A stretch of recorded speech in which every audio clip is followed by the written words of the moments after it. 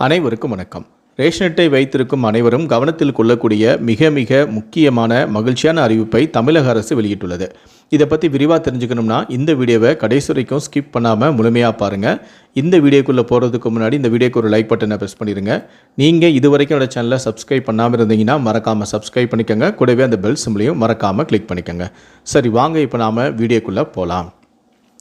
முதலமைச்சர் விஜய் தலைமையிலான தாவேகா அரசு ஆட்சி பொறுப்பேற்று 50 நாட்களை நெருங்கி வரும் நிலையில் தேர்தல் அறிக்கையில் அறிவிக்கப்பட்ட முக்கிய வாக்குறுதிகளை செயல்படுத்தும் பணிகள் தொடர்ந்து நடைபெற்று வருகின்றன.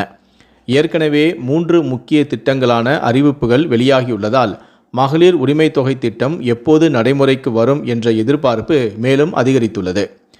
தாவேகா அரசு கடந்த மே மாதம் 10ஆம் தேதி பதவியேற்ற உடனேயே பல முக்கிய கோப்புகளில் கையெழுத்திட்டது.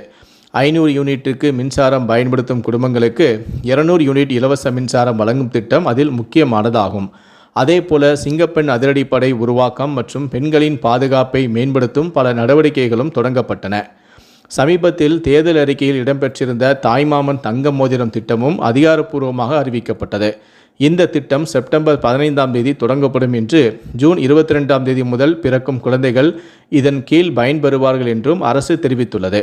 இதனால் மற்ற தேர்தல் வாக்குறுதிகளும் கட்டம் கட்டமாக செயல்படுத்தப்படும் என்ற நம்பிக்கை மக்களிடையே வலுப்பெற்றுள்ளது.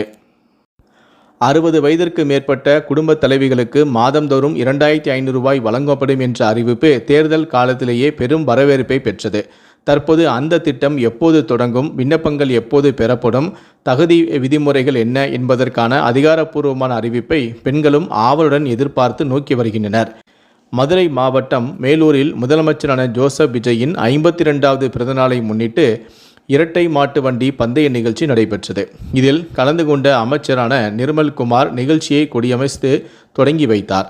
பின்னர் செய்தியாளர்களின் கேள்விக்கு பதிலளித்த அவரோ 2500 ரூபாய் மகளிர் உரிமை தொகை திட்டம் தொடர்பாக முக்கிய விளக்கத்தையும் அவர் வழங்கினார்.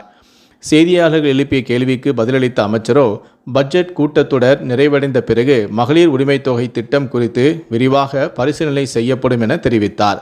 இதன் மூலம் திட்டத்தின் நடைமுறை அமலாக்கம், பயனாளிகளின் தேர்வு மற்றும் நிதி ஒதுக்கீடு உள்ளிட்ட அம்சங்கள் பட்ஜெட்டுக்கு பிறகு இறுதி செய்யப்படலாம் என்று எதிர்பார்ப்பு உருவாகியுள்ளது. பட்ஜெட் கூட்டத்தொடருக்கு பிறகு இந்த திட்டம் குறித்து முக்கிய முடிவுகள் வெளியாகும் என அமைச்சர் தெரிவித்திருப்பது மகளிருக்கிடையே புதிய எதிர்பார்ப்பையும் ஏற்படுத்தியுள்ளது.